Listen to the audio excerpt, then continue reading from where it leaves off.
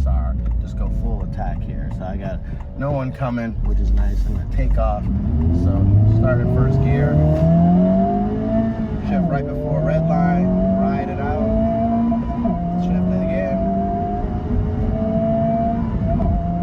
Yeah, doing some really good speed. Welcome to Drive Culture. I'm Jonathan Rivers, and today I have a 2025 Honda Civic Type R. And I'm going to tell you why this might be the best generation of all the Type Rs. So we'll go over the exterior, the interior, the powertrain, and of course, take it for a drive. So if this is content you're after or you're new to the channel, please be sure to click that bell to subscribe to come back for more. And with that, let's get after it.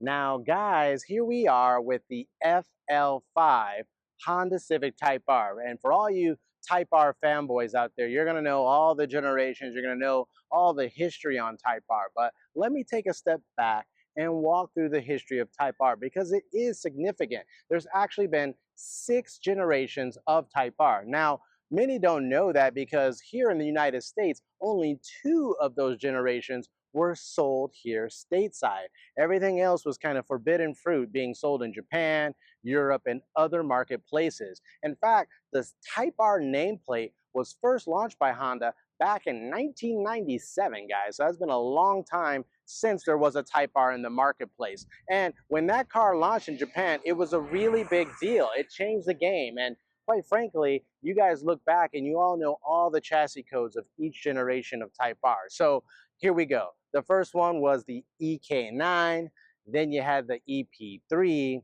and then you had the FD2. Now, those first generations were all, naturally aspirated, high revving, kind of just little lightweight track monsters. But it wasn't until Honda first introduced turbocharging to the Type R nameplate that they really elevated the overall dynamic performance, right? So actually, a lot of people don't know because, again, only 2 generations were sold here, but there was a previous turbocharged model called the FK2.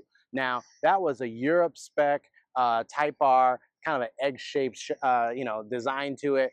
And that was the first one to get that 2-liter VTEC turbocharged engine. Since then, we had the FK8, which was sold here in the US, and now this latest generation, based off the 11th generation of the Civic, the FL5 Type R.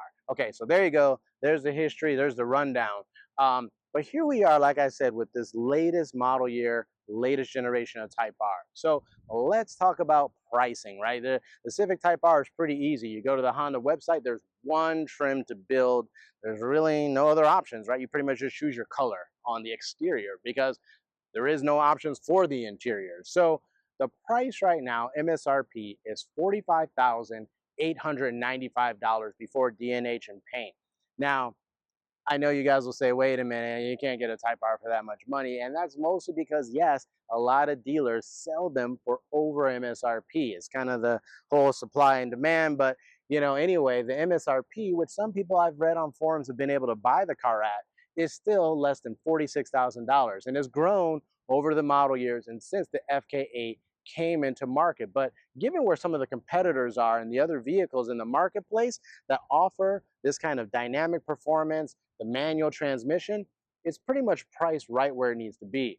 But let's talk about the paint, right? So most Type R's you're going to see probably driving around the street are going to be that famous championship white. That's a Type R exclusive color. It looks really good on this car. It was kind of the launch color for FL5 Type R. And so that's generally what you're going to see in the streets. You also might see a lot of the Boost Blue. I feel like I see a lot of those around. But this color here is that Sonic Gray Pearl. And I don't see too many Type R's in this paint color. So let me know your guys' thoughts and comments down below. What is your favorite exterior color on this new FL5 Type R? I think Sonic Gray looks fantastic, right? Now, it is an extra $455 on top of that MSRP, but I think it's definitely worth it given all the accents that really make the paint pop. So next, let's go ahead and do a full exterior walk around of this FL5 Civic Type R. All right, guys, here we are with this 2025 Honda Civic Type R FL5 chassis code. And like I said in the intro here, man, the Sonic Gray Pearl looks fantastic on this car. It really does. I mean, don't get me wrong, I like the championship white.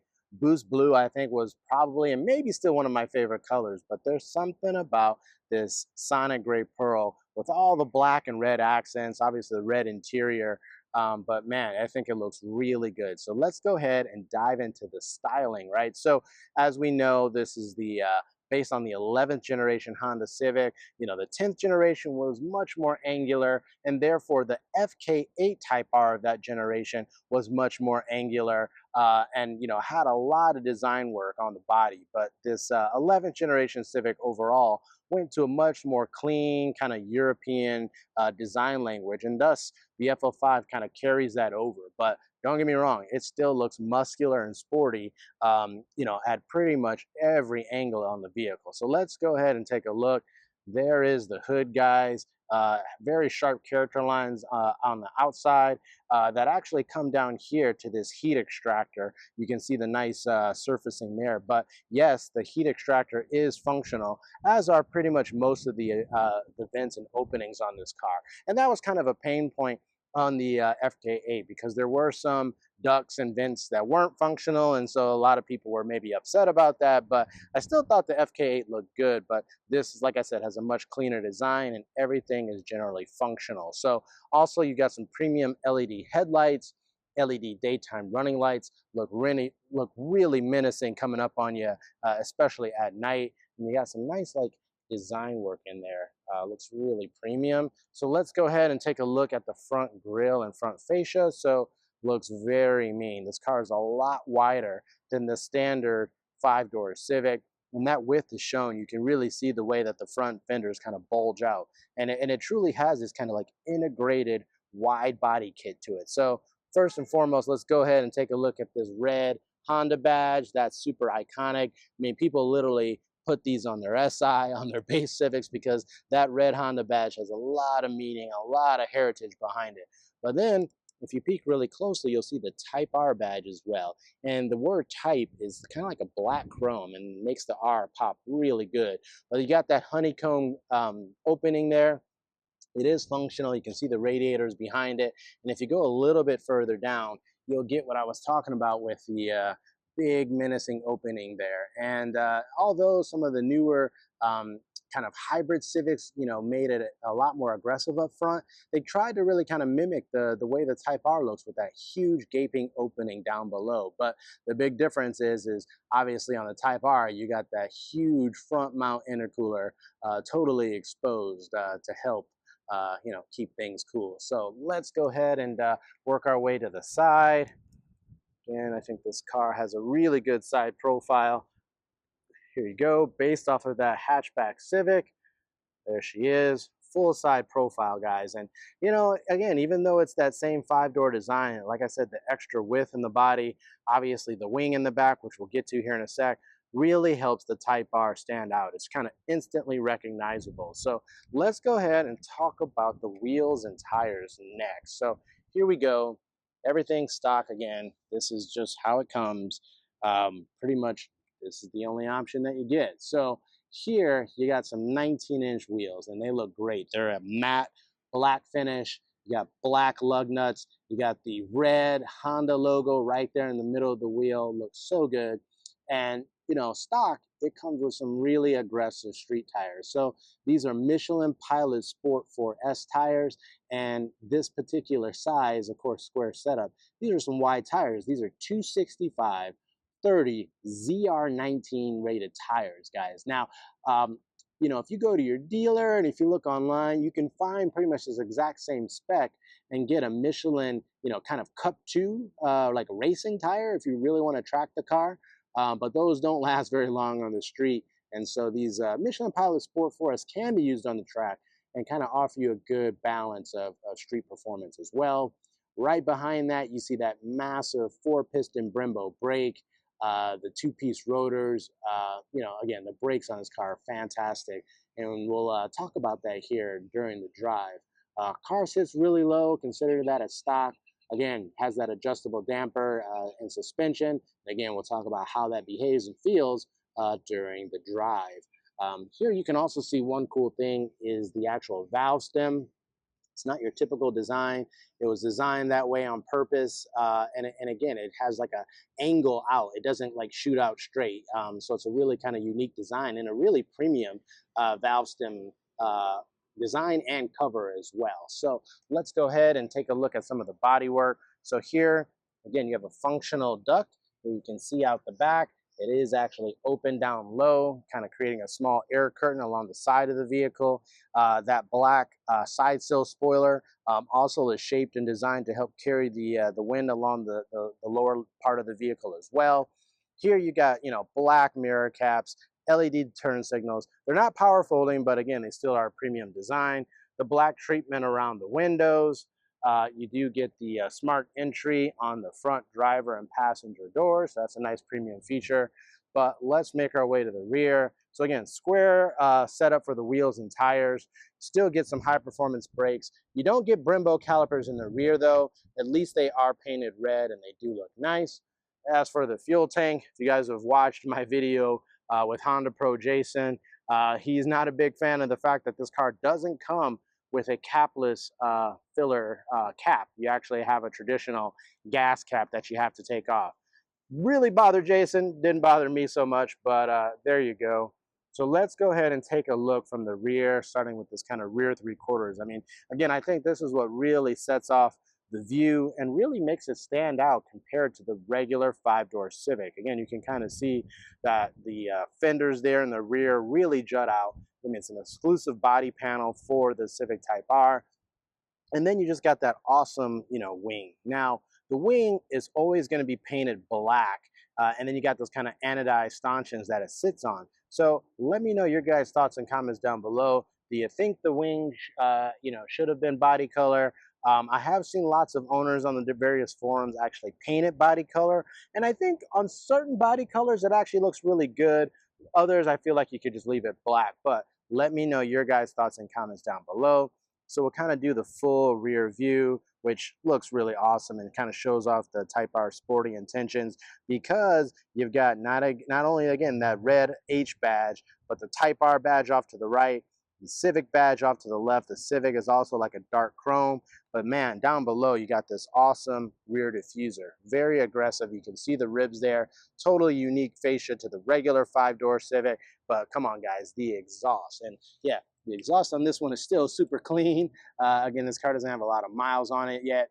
But yeah, it's a very big exhaust system with the center pipe being larger and having a larger finisher than the other ones.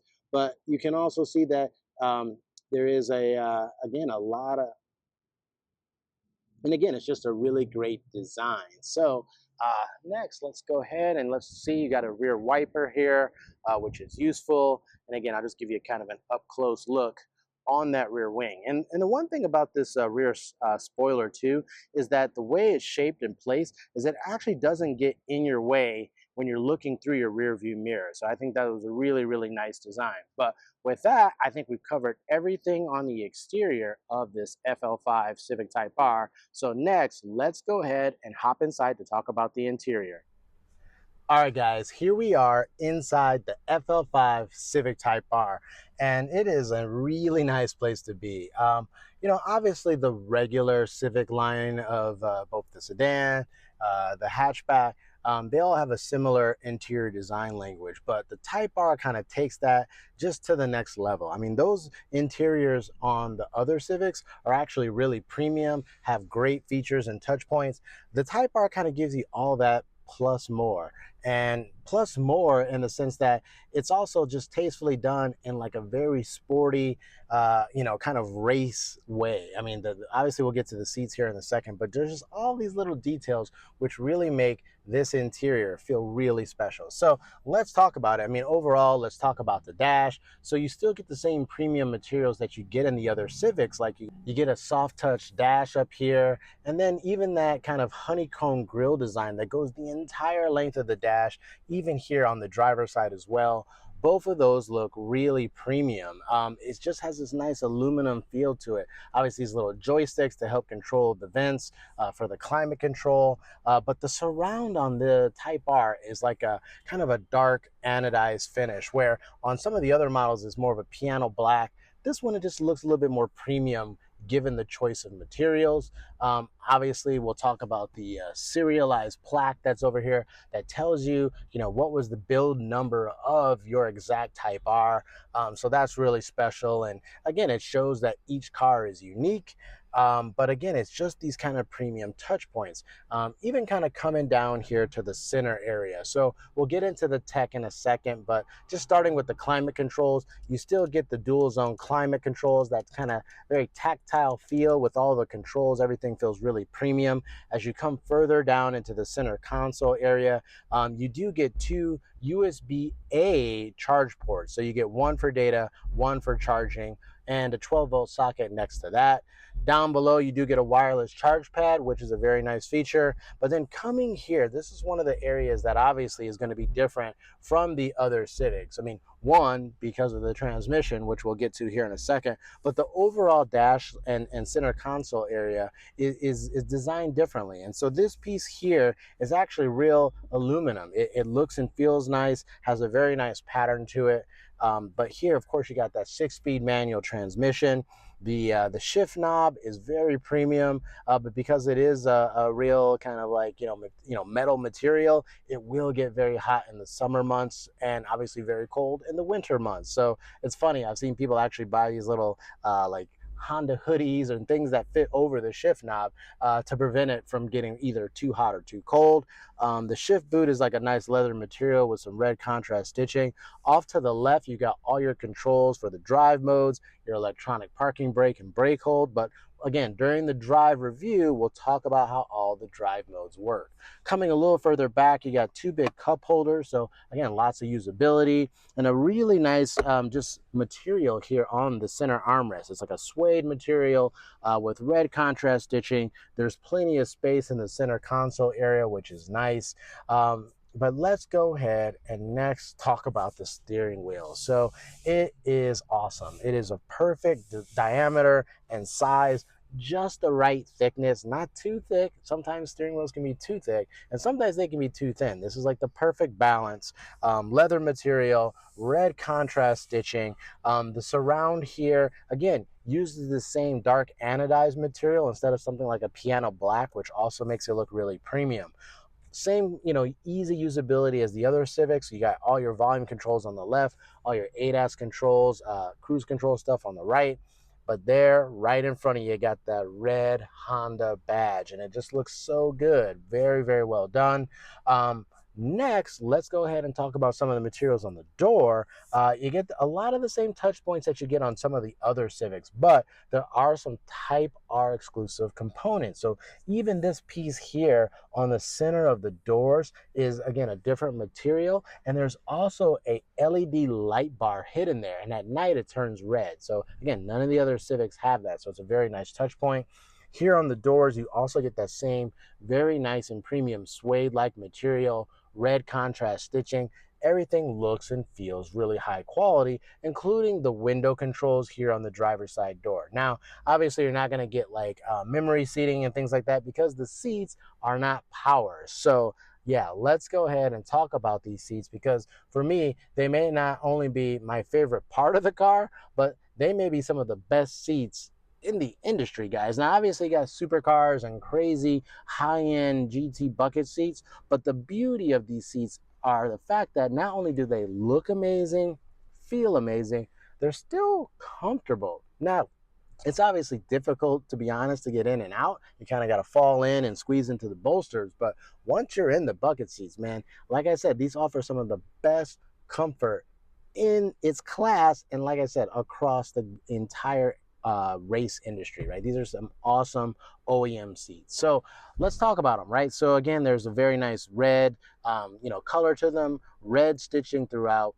perforations coming down, but it's just the the fine touches, right? So the Type R's embossed into the headrest. You have the space here to do the 5-point harness if that's something you really wanted to adopt. Very aggressive shoulder and side bolsters. I mean, these side bolsters are huge. And again, I'm not a very wide person or anything like that. So anybody much wider or bigger than me, you're going to be just locked in. I feel like I'm locked in, but that shows how aggressively bolstered they are here. But even down low, which again is part of the reason why you kind of got to, get over this first hump and fall into the seat, because that's how aggressive these hip bolsters are. You even have a split seat here, which just kind of helps with leg support as well. So like I said, manual seats for both the driver and passenger, but once you're in, I've done long road trips in an FL5 Type R, and you would think you'd be all beat up and tired, but it's actually the opposite. I got out of the car feeling like I really hadn't done a lot of miles, because the seats just kind of kept me coddled, and they're actually very soft. So that's the one nice thing about them. We'll show you here in the back, but the seats also have a really premium design in the back. It actually has Type R etched into the back. And again, just these kind of fixed headrest seats really take Type R to the next level. So also, one thing that's worth pointing out on the Type R is, like I said, this is the only interior you get. So hopefully you like the seats, and hopefully you like the color of the seats, because this is the only option. You can only choose an exterior color difference for the FL5 Type R. But down below, all the carpet is red.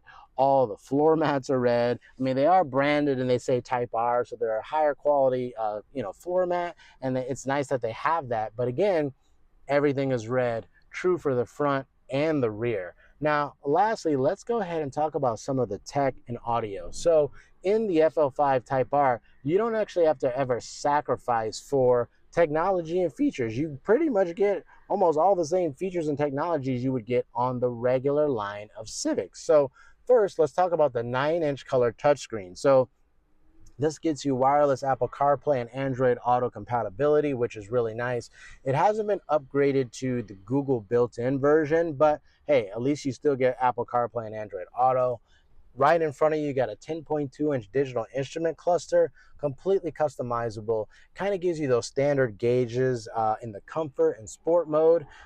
Brings up your little Civic for all your ADAS and cruise control functions. But the real treat is when you go into the Plus R, the highest drive mode, the entire digital instrument gauge cluster just changes, and it gives you this full race meter. And I'll show you what that looks like. Looks super premium, gives you all kinds of readouts as well.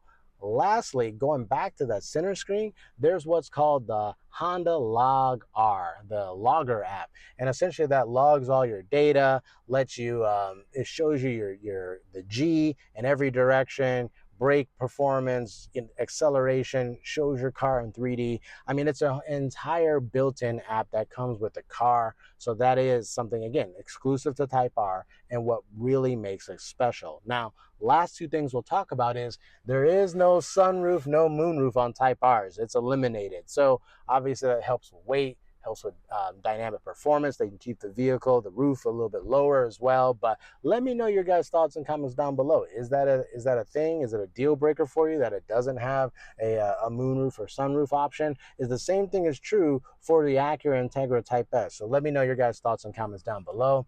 But lastly, we'll cover the audio. So yeah, even though you got the high performance like race version of the Civic, doesn't mean you have to skimp out with your audio. So you still get a 12 speaker premium Bose audio system. You can see the Bose branding up here on the A-pillars, and it sounds really good. You have to definitely, I think for me, to get the right amount of bass and sound, I had to tweak the equalizer a bit to get it just right. But once I did, man, it actually has really good audio performance. So I think we covered everything up front. So next, let's go ahead and check out the second row. All right, here we are in the second row of the Civic Type R. And surprisingly, there's a lot of space back here, guys. I mean, that's the advantage of it just being the same as the standard 5-door hatchback Civic, which if you've seen some of the other reviews on Drive Culture, we've got plenty of those on the hybrid and the non-Type R hatchback Civic. You get the same great space and interior. I'm 5'10". This is my actual driving position. I have got tons of knee room, can easily fit my feet up under these bucket seats. I got great headroom, shoulder room. Now, the one thing about the Civic Type R is that it's actually a 4-passenger vehicle, meaning this center seat here is really been turned into cup holders.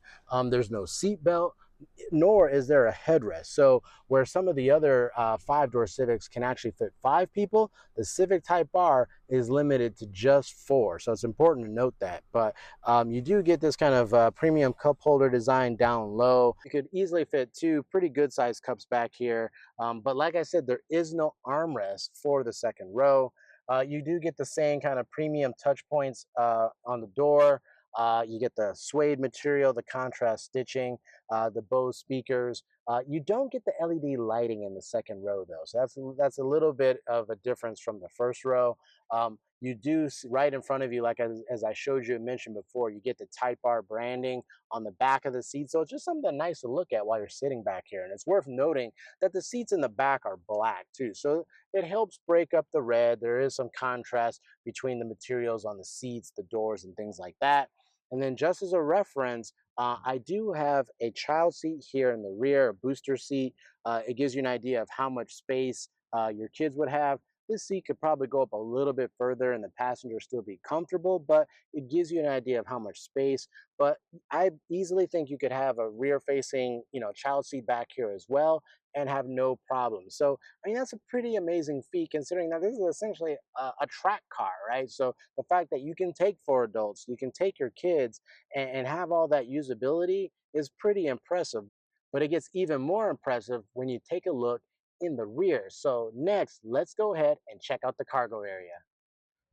All right, here we are with the cargo space of the Honda Civic Type R. So no, power, tailgate here, obviously, but it's pretty easy to open up. You just pull the latch and it pops right open. And it reveals a ton of space back here. Like I said, this car is based off of the hatchback Civic, and you don't lose anything. Like you would think, okay, maybe they've got some crazy bracing in the back, or there's an extra hump in the floor for the suspension, or no, it's nothing like that. You actually get all of the same usability and space that you get in the standard Civic hatchback. So again, that's pretty amazing. Like I was talking about in the interior, that you can carry 4 adults. You got cup holders, you got all the features and technologies, a premium audio system, and you've got all this space back here, plus 60/40 rear folding seats. So when you push those down, you can fit all kinds of stuff in this car. It's really impressive. And I've seen a lot of the owners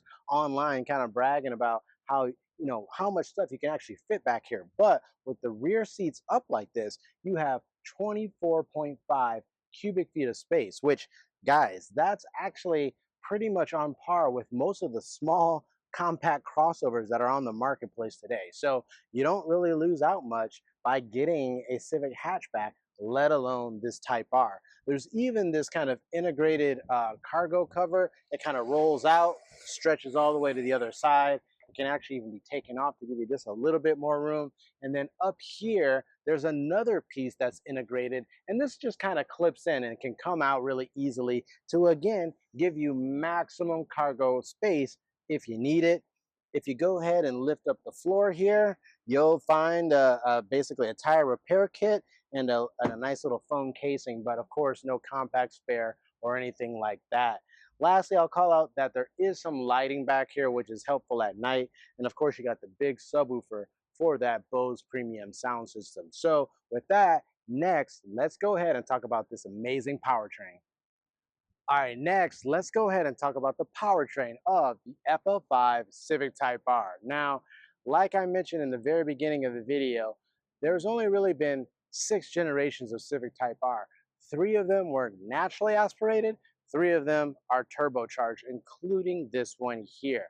Now, the powertrain that has been used in both the FK2, the FK8, and now this FL5, of course, has gone through several revisions, several upgrades to not only improve the overall performance and specs, but also the drivability and an overall engine response. It's quite a different driving experience from driving one of the older FK2s that was launched in Europe. Now, let's talk about the version that's in here. So this is Honda's 2-liter VTEC turbo 4-cylinder engine. Now, in this configuration, it makes 315 horsepower and 310 pound-feet of torque. It's made it exclusively to a 6-speed manual transmission, and it is front-wheel drive. Now, as we'll talk about in the drive though, it does have Honda's special front dual-axis suspension, which again pays tons of dividends for the overall driving dynamics and driving experience. But there's no better way than to prove that out than to get behind the wheel. So next, let's go ahead and take this thing for a drive. All right, guys, here we are inside the 2025 Honda Civic Type R, and we're going to go ahead and take this thing for a drive. So grab my red seat belt and put that in, clutch in, hit the engine start stop button, starts right up.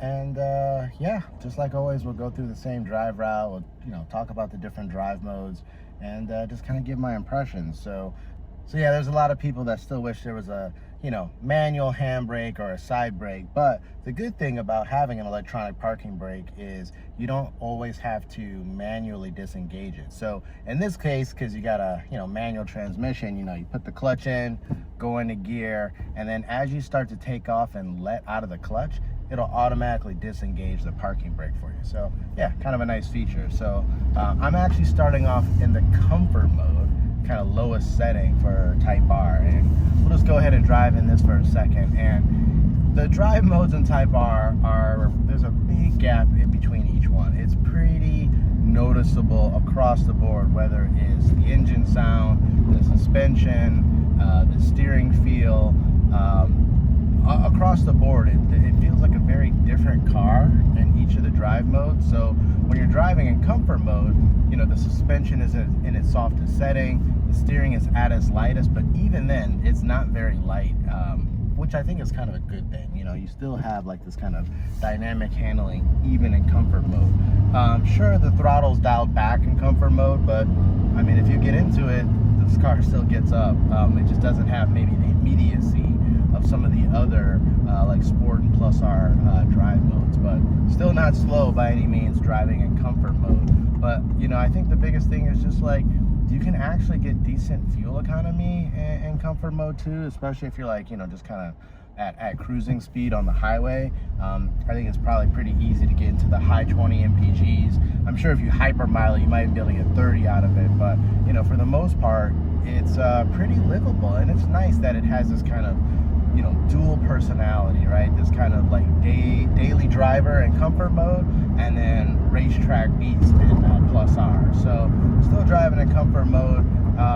Yeah, of course this car has a lot of road noise to it, and a lot of it is just again, the suspension is a little harsh even in this comfort setting, so you just get a lot of the undulations and road noise into the cabin. But it is a Type R. I mean, it's kind of like what to expect, and it's not bad. It's not overly drowning. It's not overly droning in the especially during driving in the city, so it's not too bad. But here we are. I'm gonna stay in comfort mode for this, so we're gonna go over these train tracks here. I'm gonna try to get to about 35 miles an hour. We're gonna go over this first one. Is not too bad, but just to give you an idea, yeah, a lot of noise, a little bit of vibration into the cabin, but overall handled it pretty good. The next one, same thing, fourth gear, gonna just cruise over about 35 miles an hour. This one is a little bit more aggressive, so let's see how the Type R does over it. And again, this is in the comfort suspension setting, so here we go. I mean, that was pretty good, but you know what, watch this. I'm just gonna show you the difference. I'm actually gonna bust a U-turn here and go back just so you can see the difference. That was in comfort mode. We're gonna jump ahead to Plus R. We're gonna come back. I'm gonna do the same thing. Going back over it now in comfort. Here we go. Yeah, kind of rock around a little bit of road noise, but I'm gonna do that same thing again. I'm gonna switch into Plus R. I'm skipping over Sport because the point is the difference in suspension harshness and setting 4 Plus R. So here we go. I'm going to try to get up to 35 miles an hour real quick here. And this is in the Plus R setting. Here's the difference. Okay, it wasn't as big as I thought, but I definitely kind of moved around a little bit more. So I'm going to quickly go back down into sport mode and kind of meet in the middle here. So sport is like the default setting, and there you automatically notice, you know, the suspension gets a little bit tauter, the throttle response gets definitely sharper, a little bit more engine noise, and the handling gets even more precise. Like, man, sport, again, I guess this is why this is the default setting, because this would be just a perfect day-to-day setup. You get a blend of performance, but it's still not overly harsh and in your face, because I mean that's really what, you know, Plus R is for. So here in sport mode, start to get the LED shift lights. I mean, this car is quick. It's definitely not slow, especially at speed. So now we're gonna do this one little stretch, and we're gonna switch into Plus R. Just go full attack here. So I got no one coming, which is nice. I'm gonna take off. So start in first gear, shift right before red line, ride it out, shift it again. Yeah, doing some really good speeds. This car is not slow, guys. It is fast, and especially once you're at speed, man. The problem is, right, is we all know this car is front wheel drive, right? And even with the dual axis front, you know, suspension, yes, it mostly, you know, in most cases eliminates torque steer. It's mostly gone. You can pretty much, you know, floor this car and go straight. It won't yank the, you know, the handle won't be yanked from your hands. You know, it'll stay straight. But even still, it's front wheel drive. So, you know, part of the reason why, you know, some of the other all-wheel drive competitors may be faster 0 to 60 is, again, you can kind of just be lazy, dump the clutch, the all-wheel drive system kicks in, and it pushes you forward. But the problem is I feel like, you know, a lot of people don't know how to launch this car, don't know how to properly get off from a start. Because if you try to do that same method in this car, you're just going to spin the wheels, you're going to bog it down, you're really not going to go anywhere. But if you kind of just roll into it, that's how you launch this car. And it really makes a big difference, 0 to 60. It makes, I mean, overall, I'm sure it would make a big difference if you were running something like a quarter mile, right? So the key is you kind of really have to like feather it out of first. Don't get overly aggressive. I know you're like, the initial instinct is just to go wide open throttle and floor it. But again, if you do that, you're not gonna go anywhere. So you kind of have to like ease into it, slowly let out the clutch, get just enough traction. I will usually like shift a little early in first gear, because again, if you start getting way high in the RPMs and then try to get aggressive and shift, again, the car sometimes will bog down. So I usually kind of, you know, short shift or kind of shift a little bit early just so you can get traction. And then generally you have to kind of slowly roll into second gear, but then from there you're flat out.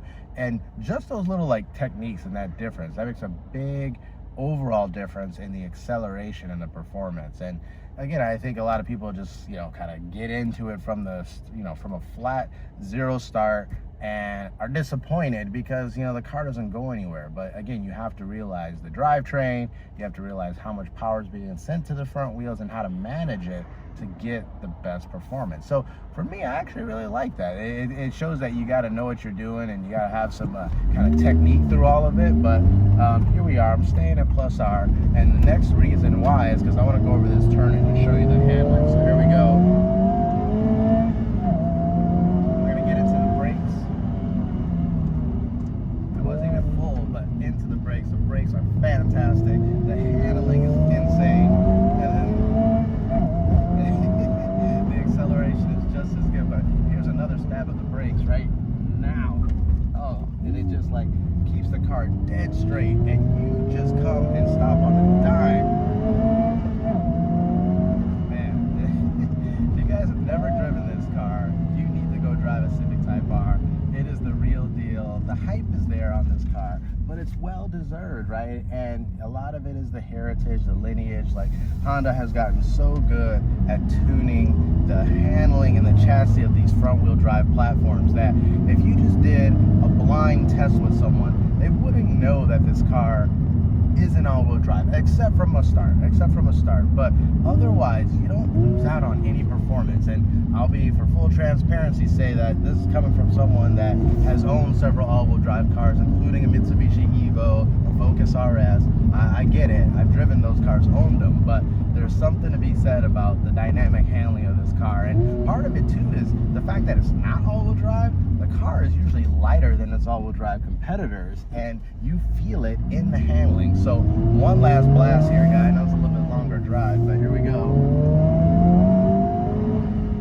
Again, into the brakes. The brakes are just fantastic. And then one last little turn up here to show the handling. Oh, great shift. And then watch, guys. Look at this. Insane. It is like a go-kart. So, guys, let me know your guys' thoughts down below. Let me know what you think is the best hot hatch in this segment. Let me know if you want to see other competitors to Type R on Drive Culture, because of course I'm happy to bring you that content. And with that, we're going to go ahead and wrap up this drive review. All right, guys, that's a wrap. What did you think of the 2025 Honda Civic Type R? Is this latest FL5 the best of all 6 generations of Type R? Let me know your guys' thoughts and comments down below. Also, let me know if you want to see other generations of Type R here on Drive Culture, because of course I'd be happy to bring you that content. So if you joined me before, thank you so much. But if you're new to the channel, please be sure to click that bell to subscribe to come back for more. Thanks, and we'll see you at the next episode.